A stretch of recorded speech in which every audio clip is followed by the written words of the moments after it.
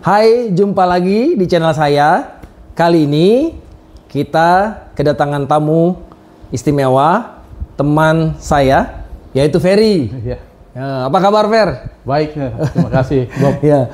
Ferry ini pernah menjadi tenaga ahli project management di Pertamina Persero. Uniknya, background pendidikan Ferry dari metalurgi. Nah, cerita dong, Fer. Ferry ini dari alumni metalurgi Universitas Indonesia ya? Iya. Pengen tahu nih tentang metalurgi dan karir. Cerita dulu background Ferry deh. Ya, salam kenal untuk semuanya. Saya sih pertama masuk jurusan metalurgi atas permintaan ibu ya. Oh, dari dulu tuh emang kita ngikutin kata-kata ibu aja ya gitu. Oh iya, bener-bener. Kata ibu, iya. Kamu kuliah nggak usah jauh-jauh, nggak usah ke Bandung atau ambil aja yang di Jakarta. Ambillah, dia minta, nih ada jurusan, kamu kan maunya kimia, nah dia ada teknik metalurgi, ini kimianya banyak, dia bilang kan, kimianya banyak. Akhirnya saya pilih, alhamdulillah dapat yang pilihan pertama itu metalurgi waktu itu. Oh gitu. Tapi saya pikir sebenarnya pinginnya kuliah ke yang jauh-jauh gitu kan.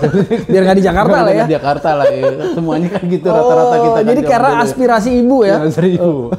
Saya ikutin aja.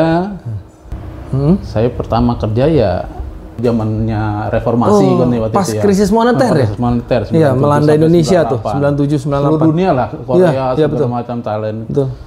Ada kesempatan, kebetulan kakak itu kerja di Vico Indonesia.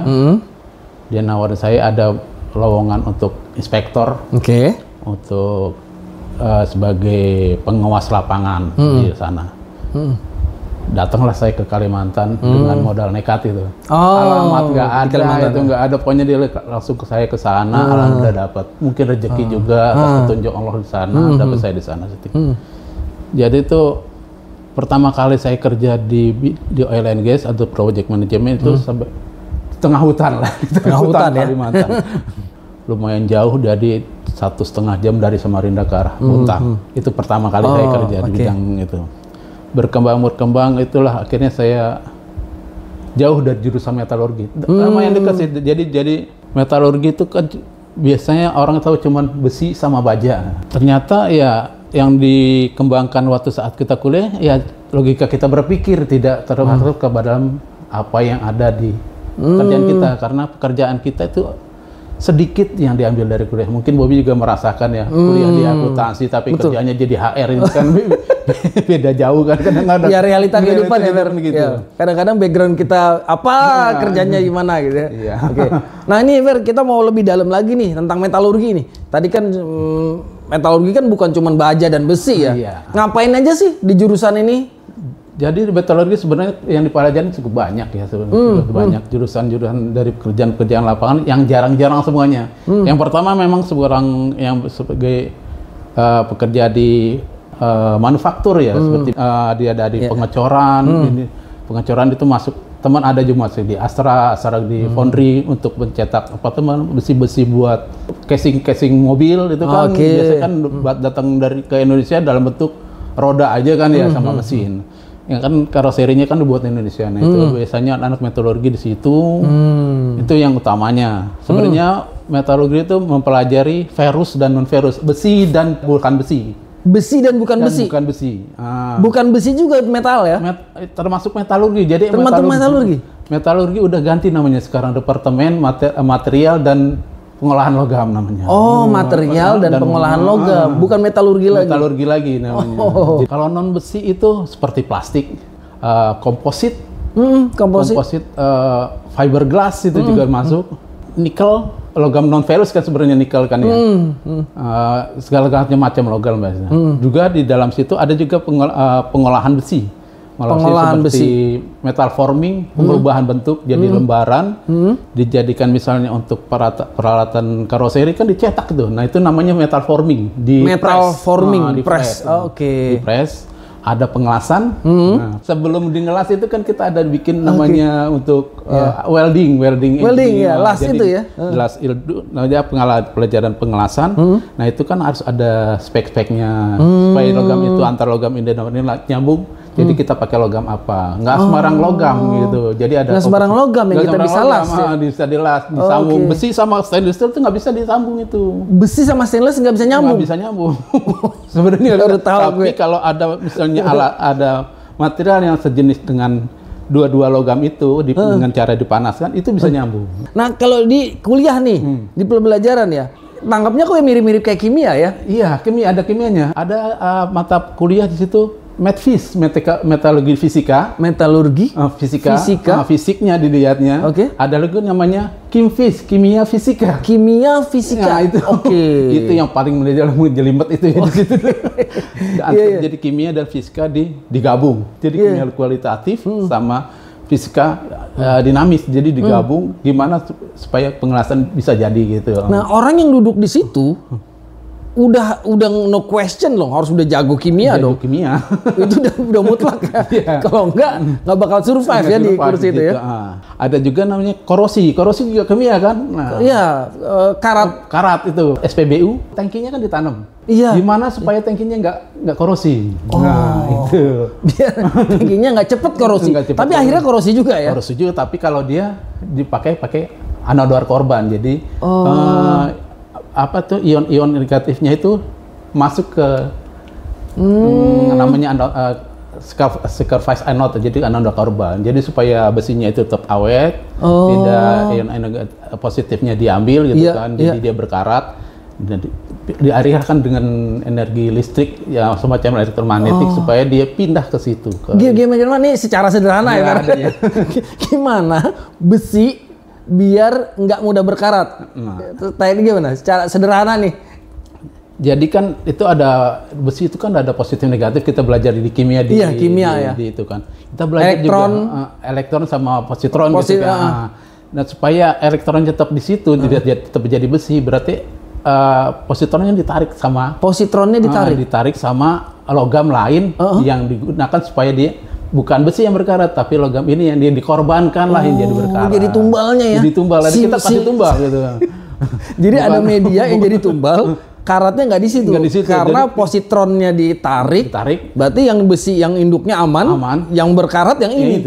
Oh iya, gue juga pernah inget, Fer, dulu bokap gue kan di perkapalan dulu ya, kapal ya. Itu juga biar kapal kan kena air terus. Itu apalagi elektrolit kan, laut kan. Iya. Banyak garamnya kan. Oh iya, laut banyak garamnya, banyak elektrolit. Itu juga ngaruh juga kan. Cepet banget dia berkorosi harusnya. Iya, harusnya. Nah, ada alatnya tuh. Ada. Berarti itu ya? Iya, itu yang dilas pinggir-pinggir kapal itu kan ada tuh. Bentuknya seperti besar panjangnya 30-40 cm.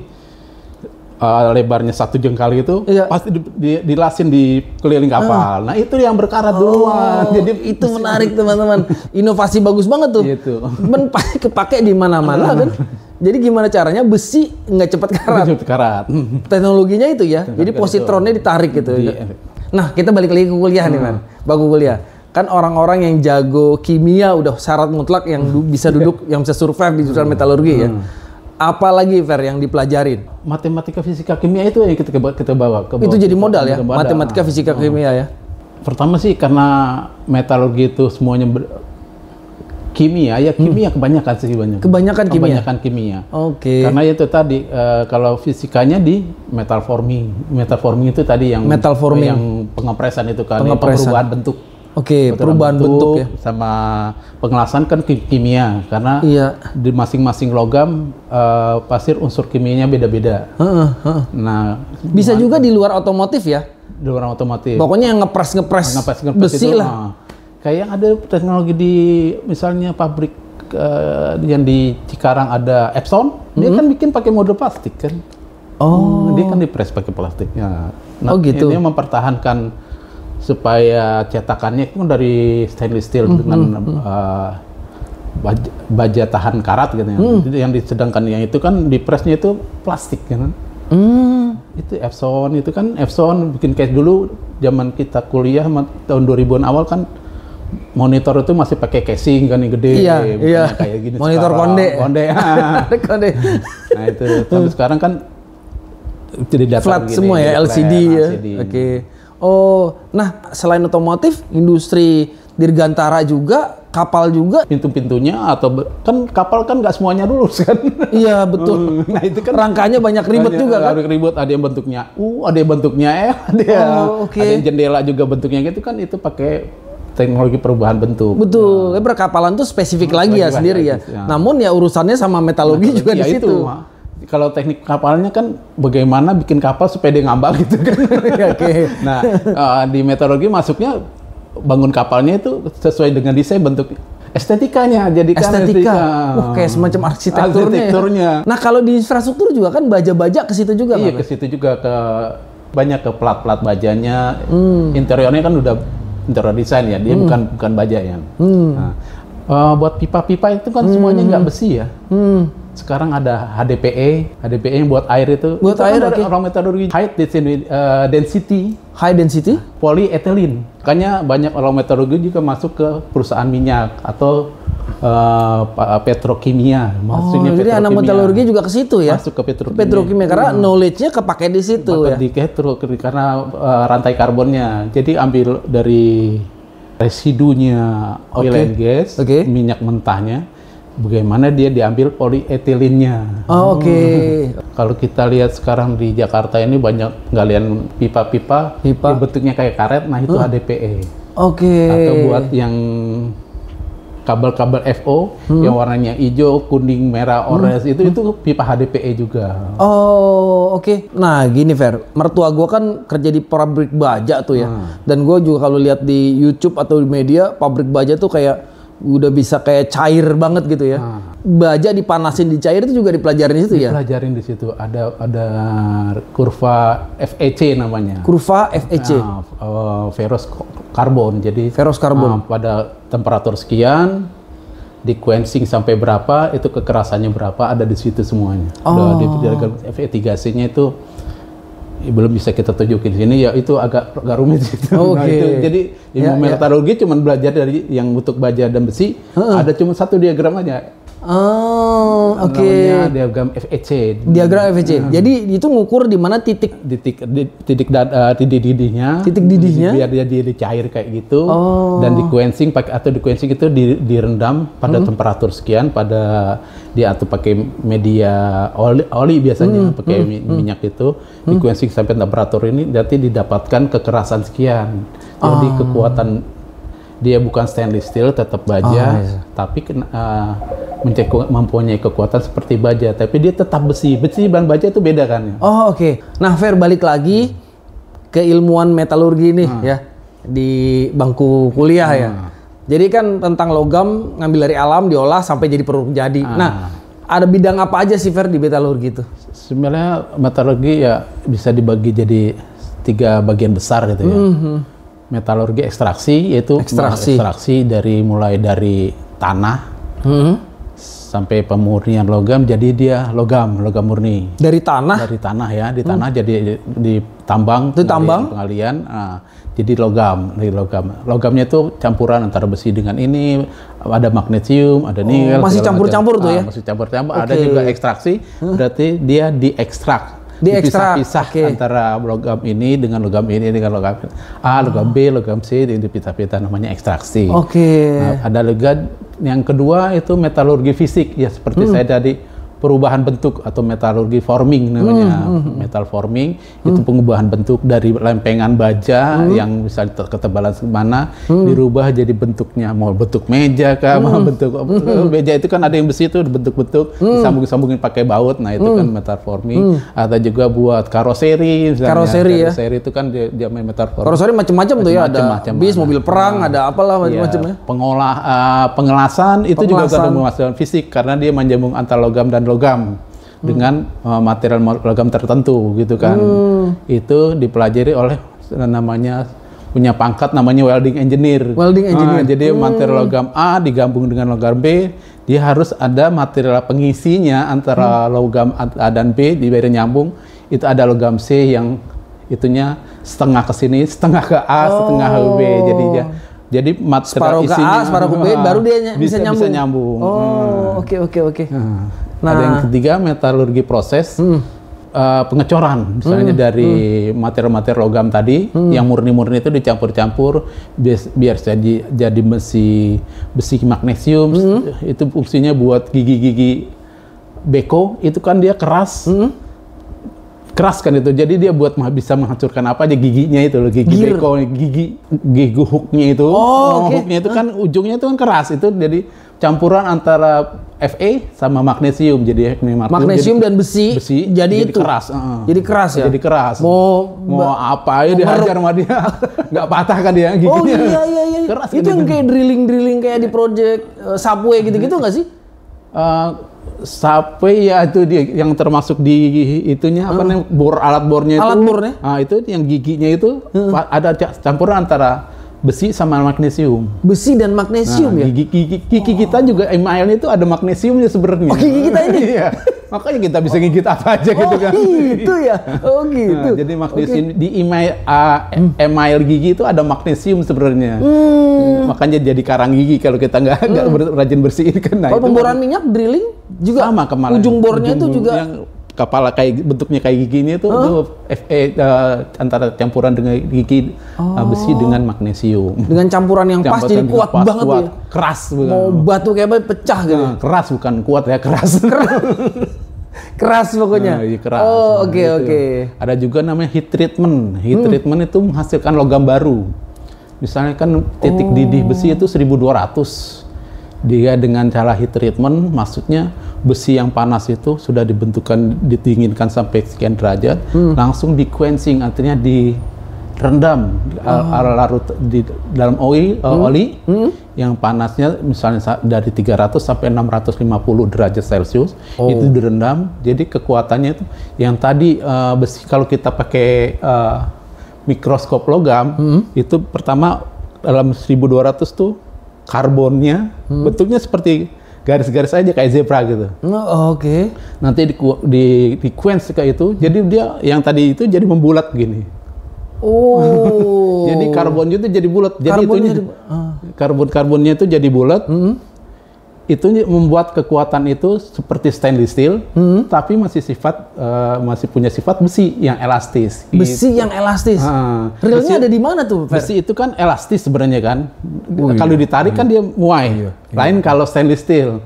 Stainless steel itu kalau ditarik patah gitu kan. Patah. Dia nggak elastis ya? Elastis, nggak punya elastisnya. Oke. Jadi dia kalau udah jadi namanya besi nodular, jadi karbonnya bentuknya nodular atau bulat-bulat gitu.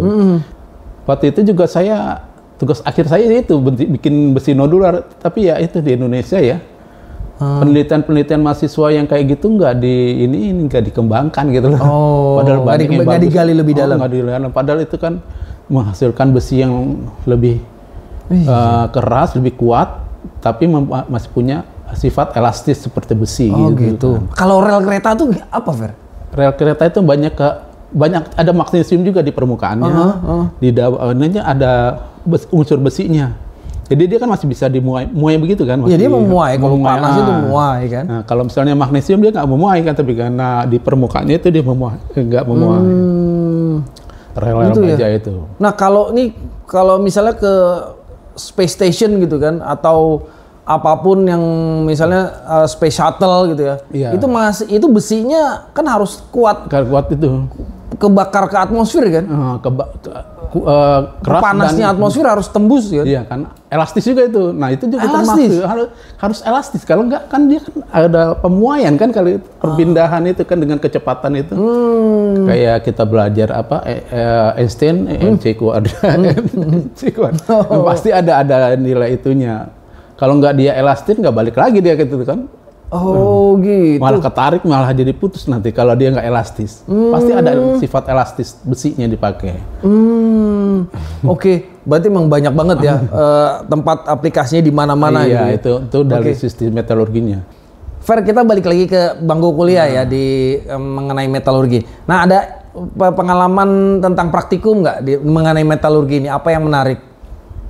Praktikum karena metalurgi kebanyakan fisika kimia, itu kita banyakkan praktek di fisika kimia sama metalurgi itu sendiri. Kalau semester awal ya paling praktek fisika termodinamika, mekanika itu sekarang. Mekanika. Kalau kimianya kimia analis seperti kimia kuantitatif. Dalam suatu larutan itu ada unsur apa aja sih? Nah itu kualitatif. Kuantitatif itu jumlah kan. Kalau kualitatif kan ada dalam suatu unsur kimia, dalam bentuk larutan kimia itu ada unsur apa aja, ada barium kah, atau ada hidrogen kah, ada ini. Jadi sebenarnya di kualitatif itu dia bisa memecahkan antara hidrogen dan O2 dan oksigen dalam air. Jadi pisah antara air O2-nya dan padahal itu bentuknya air. Padahal itu terbentuk dari gas dua-duanya kan. Hidrogen sama oksigen bisa dicampur jadi. Nah, itu bisa dipisahkan. Nah, di situ kita bisa lihat di logam ini ada sampel, misalnya di logam itu ada material apa aja sih. Nah, gitu. Oke, Fer, ini mengenai industri baja ya. Kan kita dulu terkenal zaman dulu ya. Kita terkenal bahwa industri baja kita maju ya. Nah, juga ada perusahaan-perusahaan luar juga bikin manufaktur baja juga ya, pabrik baja juga di Indonesia. Bagaimana mahasiswa dari akademisi ini bisa kontribut ke industri baja, atau kita bisa mendapatkan inovasi baru dalam industri ini, Per? Sebenarnya inovasi untuk baja itu ada semua di dalam tugas akhir mahasiswa itu masing-masing itu. Tapi itu hanya tertumpuk di perpustakaan aja bacakan ya. Tidak tidak dikembangkan ke industri. Padahal seperti saya pernah tugas akhir untuk heat treatment. Heat treatment seperti kita ungkapkan tadi sebelumnya, itu menghasilkan baja yang tadinya elastis menjadi keras, tapi tetap ada sifat elastis untuk besinya. Besi itu kan punya sifat elastis atau kembali ke bentuk semula, biarpun dia ditarik atau dipukul, tapi dia tidak akan tidak seperti baja. Kalau di baja kan kalau dipukul tidak berubah bentuk apa-apa, tapi dia pecah langsung gitu kan ya. Kalau baja ya. Kalau baja. Kalau itu kan cuman pengok karena dia masih punya sifat elastis. Elastis. Ini kalau dia di tugas akhir saya kemarin bagaimana membuat sebuah besi mempunyai sifat seperti baja, tapi masih mempunyai sifat elastis seperti besi. Tapi itu tidak dikembangkan di industri gitu. Nggak dikembangkan di industri. Itu kenapa ya? Karena memang ya tidak ada demand. Tidak ada demand buat itu mungkin kayak tidak ada kebutuhan untuk itu ya. Jadi kebutuhan untuk di industrial biasanya kan cuma baja, stainless steel, harus yang ada di ASME seperti 304, 316, 321 gitu aja kan. Sedangkan itu sudah namanya dipatenkan 304 itu mengandung karbon sekian, ferusnya sekian, magnesium sekian, nikelnya sekian. Jadi ada ramuannya ingredientnya udah gitu, pas gitu ya. Segitu. Jadi kita nggak untuk menjual suatu produk dengan ini baru ya harus punya manufaktur sendiri gitu, harus punya research and development sendiri, itu kan mahal. Makanya mungkin tidak dikembangkan oleh industri karena tidak bisa membuat nilai jual. Nggak ada nilai jual. Tapi kalau misalnya kita seperti Iron Man lah punya duit sendiri, dia bisa kan bikin baja sendiri, tanah itu perlu Tony Stark. Tony Stark ya. Dia punya duit, dia punya lagam sendiri. Terserah deh dia mau develop apa, bikin dia sendiri gitu. Dia bikin baju yang ringan kayak gitu kan dipakai gitu aja, tapi dia tahan peluru kan, berarti kan logamnya bukan stainless steel. Kalau stainless kan tembus dia kan. Nah ini menarik karena arahnya mungkin ada baju yang tahan peluru gitu. Peluru tapi ringan gitu kan. Ringan. Itu sebenarnya bisa ya di-invented itu sebenarnya bisa ya. Sebenarnya itu kan kalau Iron Man itu Tony Stark itu kan prototype lah sebenarnya, pemikiran manusia ke arah situ gitu kan. Dulu juga kayak zaman kita masih SMA seperti itu ada robot anjing gitu. Sekarang udah ada gitu kan. 30 tahun kemudian. Dulu angan-angan sekarang beneran ada. Nah, balik lagi kalau tadi ramuan itu ada ingredients ya depan. Jadi kalau kita lihat baja itu ada kayak bubur gitu kan. Buburnya. Itu udah campuran sendiri. Campuran sendiri. Sekarang nih kita berangkat ke relevansi ke dunia kerja dan karir nih dari metalurgi ini. Biasanya di mana sih lulusan metalurgi ini bisa kerja? pertambangan ya. Pertambangan. Jadi industri metalurgi ekstraksi itu ya, kayak di Freeport atau ke Aman Mineral sekarang atau ke Ekstraksi itu yang benar dari tanah, ekstraksi itu dari tanah, ngambil, dikeruk, langsung di pemurnian gitu. Pemurnian. Oke. Atau yang emas itu ya termasuk ya. Metalurgi. Oke, berarti ke sana ya arahnya karir Arahnya mereka. ke sana. Tapi itu yang ekstraksi. Itu angkatan kita tuh ada sebagai profesional ekstraksi, metalurgi ekstraksi. Dia sampai punya perusahaan sendiri, dia punya metalurgi ekstraksi untuk nikel. Dia jadi pertama dia sebagai corrosion engineer, dia masuk ke ekstraksi, sampai sekarang masih di ekstraksi. Jadi yang benar-benar di angkatan kita yang dari 80 orang itu, dia lah yang megang ekstraksi sama ini. Sama satu lagi ada cewek di Amerika, dia sekarang jadi dosen di Amerika, saya nggak tahu di mana kali. Kalau manufaktur ya di perburuan baja, kayak di Astra kan ada departemen foundry sendiri ya, pengecoran dia punya itu. Atau di motor Yamaha itu kan dia pakai pengecoran aluminium, atau di pokoknya pabrik-pabrik motor Indonesia kan sudah pakai kolam metalurgi semuanya. Pokoknya inline dengan metalurgi. Metalurgi itu ya. Iya. Bisa ke pertambangan, bisa ke manufaktur gitu ya. Nah, ini yang lebih di luar jalur nih. Bisa lulusan metalurgi itu kemana aja? Pertama tuh kebanyakan karena dia belajar welding atau pengawasan, banyak yang jadi QC, quality control, quantity surveyor itu bisa juga, atau research and development-nya R&D ya. Ada juga untuk failure analysis untuk pemasangan baja pipa. Itu kan pipa supaya nggak dilewatin fluida, dia nggak bengkok, di mana dipasang apa-apanya itu. Kalau gas gitu juga, artinya pipa gas panas itu kan panas itu kan supaya dia nggak fracture, dia harus dilihat kekuatan besinya kan. Kekuatan besinya. Itu kan failure analysis namanya. Failure analysis. Terus di industri energi panas bumi itu juga kan geothermal. Yang geothermal. Terus banyak juga di oil and gas. Oil and gas juga ya. Kesana ya. Pertama masuk di dalam quality controlnya, masuk ke dalam inspectionnya juga ya, dibutuhkan. Piping engineer-nya dari piping engineer, kebanyakan material engineer itu juga material engineer. Sama yang mengatur semuanya itu project manajemennya.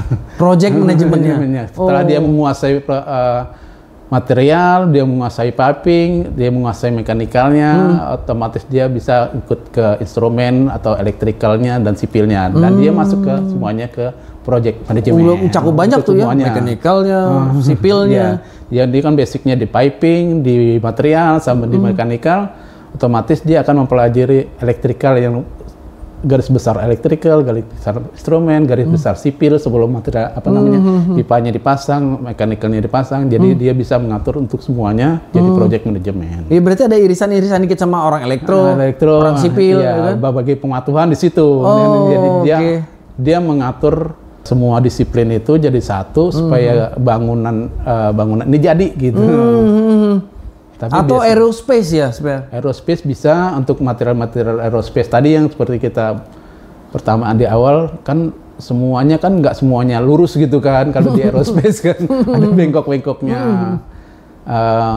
Itu juga pemotongannya kan nggak sembarangan kan ya, motong plat baja itu bisa jadi belok begini terus ada lekukan begini, itu kan nggak ada sambungan. Iya, ini karena agak nyeleneh sedikit ya, gue kan demen science fiction ya, spaceship ya, kayak Star Trek, Star Wars gitu ya. Itu kan metal untuk di ruang angkasa, outer space kan mungkin harus unik ya. Ntar ketabrak asteroid gimana? Kepengok dikit kan? Atau ada angin atau debu-debu angkasa gimana kan? Berarti emang di situ juga ya dibutuhkan ya. Bagaimana bikin metal yang benar-benar bisa endurance-nya bisa tahan di luar sana gitu ya, di luar angkasa ya. Panas juga kadang-kadang ekstrim kan, matahari. Ntar kalau meleleh repot gitu ya. Oh berarti Fer, kalau lu sendiri nih, experience lo di project management ya? Project management. Akhir-akhir ini. Berarti ini yang salah satu yang melenceng nih. Melenceng. Oke, nggak apa-apa. Tapi expertise-nya kepake di situ. Nah cerita deh. Pertama tuh, waktu masuk ke dunia migas, gue pertama tetap di metalurgi. jadi quality control untuk pengelasan welding. Jadi pengelasan ini bener apa enggak? Kita kan belajar juga di terus ditambah dengan pengalaman kita belajar sama welding inspector. Kalau mau kita expert di pengelasan, kita ada namanya kuliah sendiri, namanya welding inspector. Itu kuliah berarti 3 bulan penuh gitu kan. Kuliah di mana? Di B4T di Bandung. Di Bandung. Oh, ada tuh yang khusus itu ya. Oke. Itu ada yang jadi welding inspector, ada yang jadi welding engineer. Welding inspector, welding engineer. Nah, itu untuk pengelasan pipa. Kalau pengelasan apa aja sih Fer yang dilas? Biasanya kalau buat migas itu cuma pipa-pipa karbon biasa. Jadi itunya antara pipa, kalau di ASTM-nya ada A35, pokoknya yang itu yang pipa-pipa standar untuk pipa standar. Jadi pengelasannya juga dengan pakai material pengisinya yang standar-standar aja, yang biasa ada di ASTM atau di ASME itu tentunya. Nah, tapi yang ini habis kita tahu mengenai quality tadi, QC-nya, kita belajar lagi mengenai apa namanya piping root tadi. Piping rootnya itu dari gambar. Piping root berarti kayak skema alur pipa ya. Alur pipanya, iya kemana mau kemana gitu kan. Dari belajar pertama kita belajar isometriknya dulu. Dia turun di mana, belok kemana, itu kemana. Nah itu udah digambar tuh. Jadi jalan menuju ke piping engineer. Jadi kan banyak alur nih ya. Alur kan banyak alur. Banyak alur. Nah diaturlah tuh ya pipanya. Bikin blueprintnya dulu kali ya. Dari kita pakai gambar aja dulu. Pakai gambar isometrik namanya. Isometrik. Dia bentuk 30 derajat. Dia turun kemana, naik kemana, terus belok kemana gitu kan. Nanti itu panjang pipanya berapa. Dia pasang sikunya ada di mana, pasang itunya. Dan pipa ini bisa dialirin tergantung ya, mau dialirin itunya, tergantung oil, dari, mau dialirin gas, mau dialirin hidrokarbon apa, atau air, atau selari itu. Dan ini dari safety nih, terkait safety itu, kalau gas itu kan kadang-kadang berapa derajat sih, Fer? Panas banget kan. Dan kalau bocor itu, kalau gas yang dari ini, dari dalam tanah. Kalau dia ke air, dia bisa ngerebus telur gitu kan ya. Saking telur, saking panasnya. Kalau dia melawai pita, itu bisa dingin. Bisa dingin? Saking tingginya itu. Jadi kita megang itu kayak dingin, kayak es gitu megangnya. Pipanya itu. Padahal pipanya jadi padahal dingin. Padahal yang dialirin dalam itu panas. Gas panas tapi pipanya dingin karena ada konversi energi. Antara kan ini karena dia panas, ini udara di luar agak nggak panas kan, jadi dingin, dia mengembun di sini di permukaan pipa, jadi seperti ada titik air di situ. Tapi kalau misalnya dia keluar di dalam air, dia bisa saking panasnya bisa ngerebus telur gitu, kayak di Lumajang atau di geothermal di Kamojang. Karena gue pernah dulu rumah dinas bokap gue dulu SMP gitu ya, ada kompleks pabrik beli biji plastik, itu kompleks perumahan itu dialirin pipa-pipa itu. Jadi dari pipa dari pabrik lewat perumahan, komplek perumahannya. Dan gue sempat pikir, waduh ini harusnya aman sih ya. Aman ya itu ya. Karena udah dihitung lah ya. Udah dihitung. Misalnya kalau di dalam tanah sudah diisolasi, jadi panasnya keluar nggak terlalu banyak. Gitu. Gitu. Ada kadang kalau misalnya dia panas sekali, saya pernah belajar kerja di petrokimia, itu menghasilkan namanya gas karbon disulfit CS2. CS2 karbon disulfit itu kalau kena panas 80 derajat uap itu bisa kebakar. Bisa kebakar? Bakar langsung. Itu pernah kejadian ya, orang kebakar pakai kena itu karena salah perhitungan. Itu supaya dia tetap cair. Dialirkan, jadi pipanya ada lapis gitu, di dalamnya ada CS2, nanti dilapis lagi ada pipa lebih besar di sini ada di dalam pipa yang lebih besar tuh dilapisin pipa air, lagi. Ada air supaya dia tetap dingin, supaya dia tetap cair.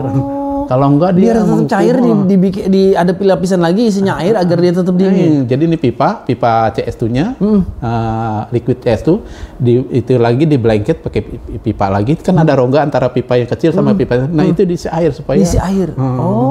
Oh, biar dingin. Oh, baru tahu gue. Oke. Nah, balik lagi ke project management. Ada tantangan terbesar Ferry itu apa?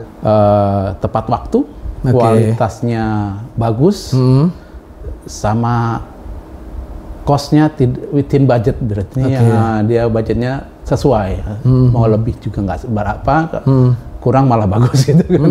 Nah, itu yang jadi pressure-nya sangat tinggi kalau misalnya dia dalam keadaan peak. Kebanyakan pekerjaan itu mundur karena permintaan owner yang di luar dari kesepakatan awal. Misalnya pembangunan ini dari sini ke sini, ternyata pipanya mentok di sini, dirubah lu ke sini gitu kan. Nah, itu kan harus berubah. Jadi ada penambahan waktu, penambahan material. Jadi revisi lagi. Jadi itu terjadi di semua disiplin. Mau sipil, mau di strukturnya tadinya jembatannya kayak strukturnya kayak gini nih. Tapi kayaknya kalau dari safety-nya kita mentok kakinya dirubah lah dikit lah gitu. Ada aja gitu. Oke.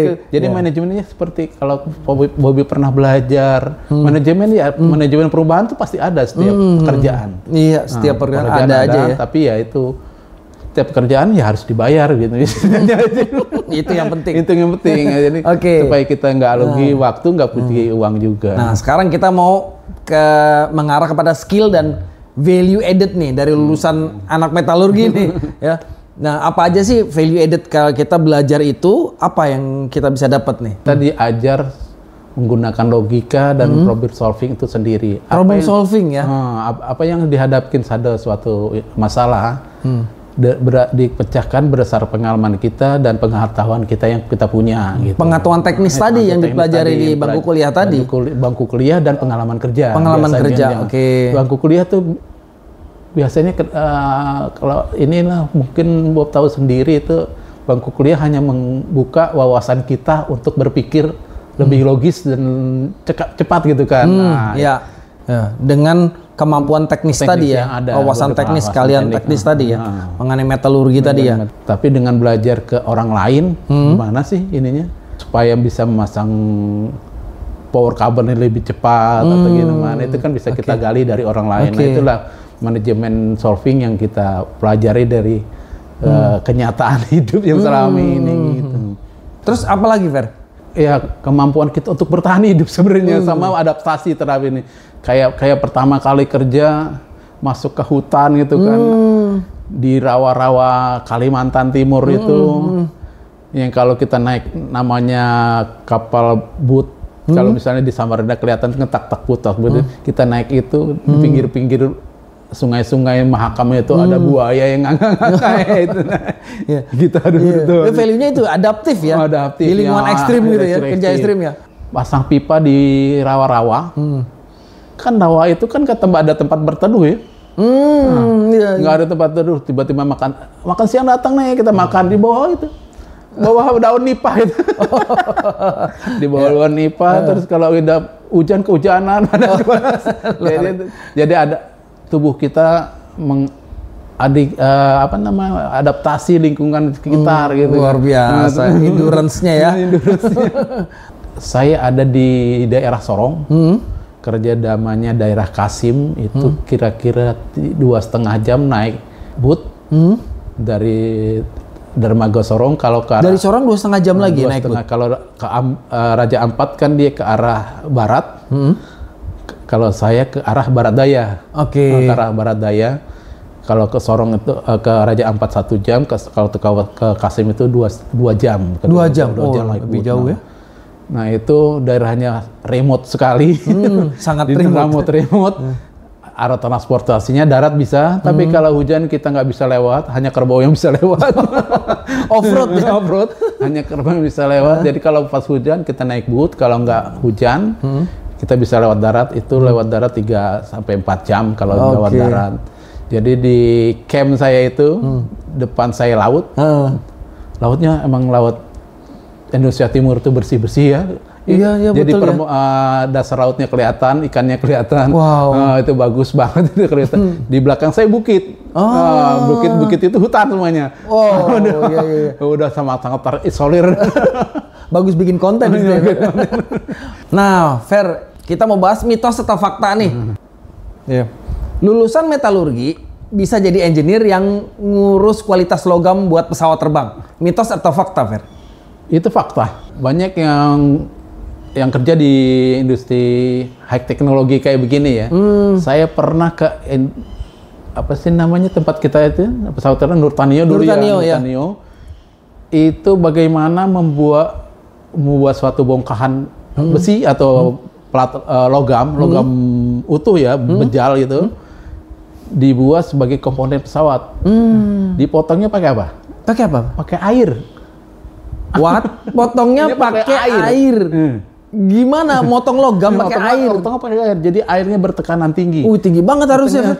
Tinggi banget. Jadi di dalam itu kaca, dia motong logam bejal itu sesuai dengan yang ada di komputer, bentuknya kayak begini, dia dipotong pakai air. Jadi dia seperti mengukir kayak kita pakai pahat gitu ke kayu.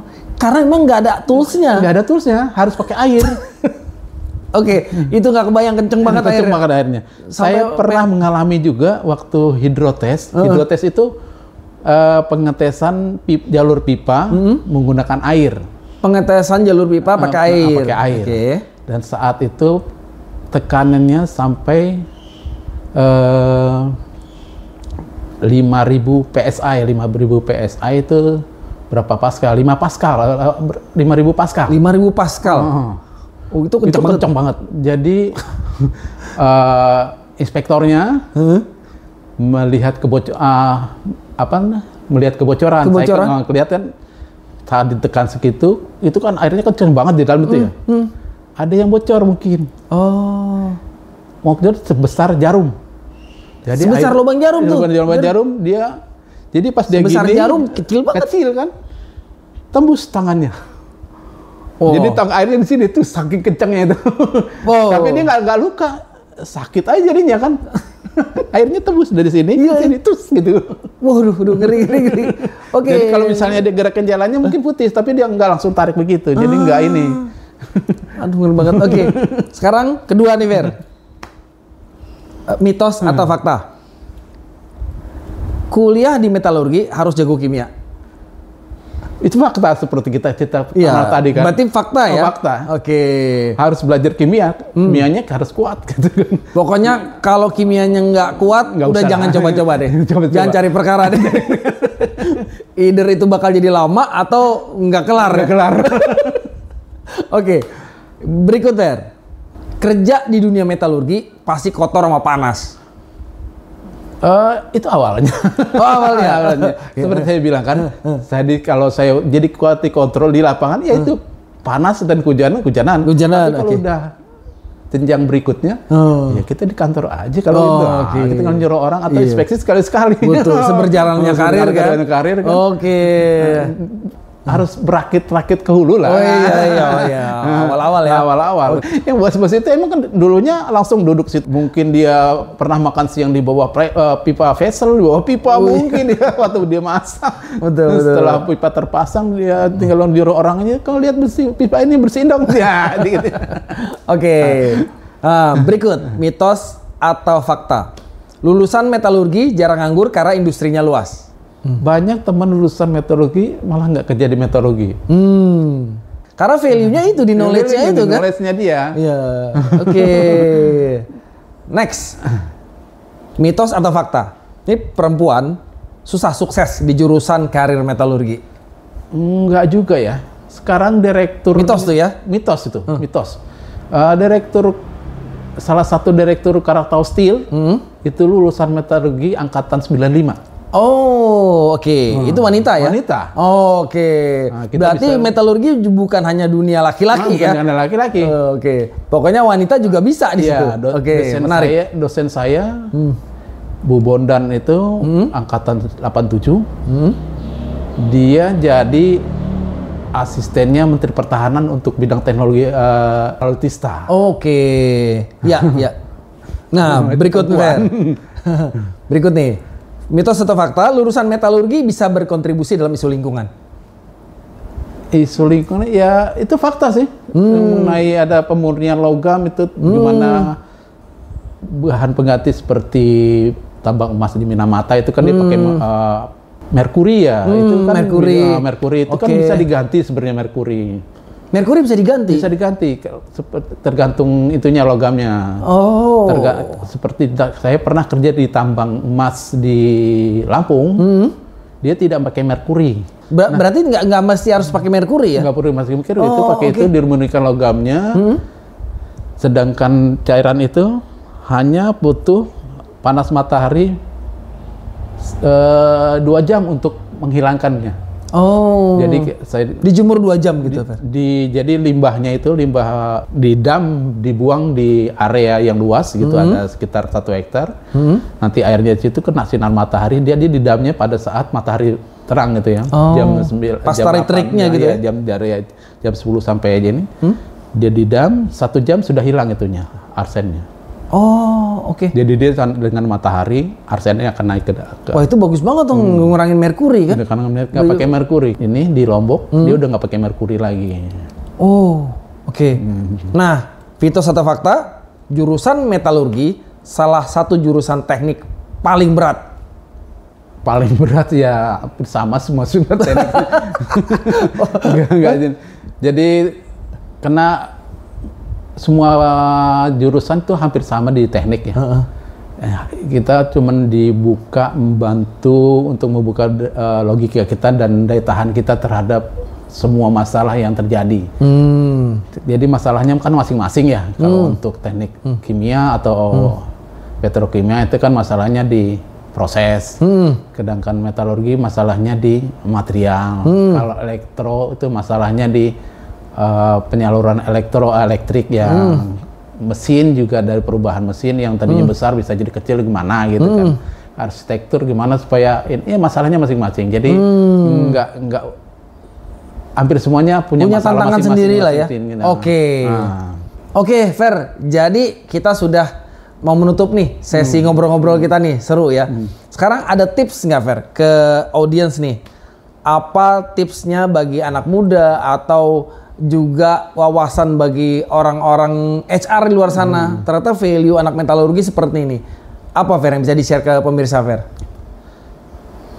Jadi lulusan metalurgi sebenarnya kalau kita mau spesifikasi ke metalurgi, ya baik-baiklah belajar di jurusan metalurgi, kuatkan kimianya itu sendiri, kuatkan kimia dan fisika. Kimia dan fisika. Oke, harus kuat ya. Kuliah, kuatkan matematika, fisika, kimia itu, karena kan fisika, kimia itu tergantung dengan matematika juga ada itunya kan, berarti matematika, fisika, kimia.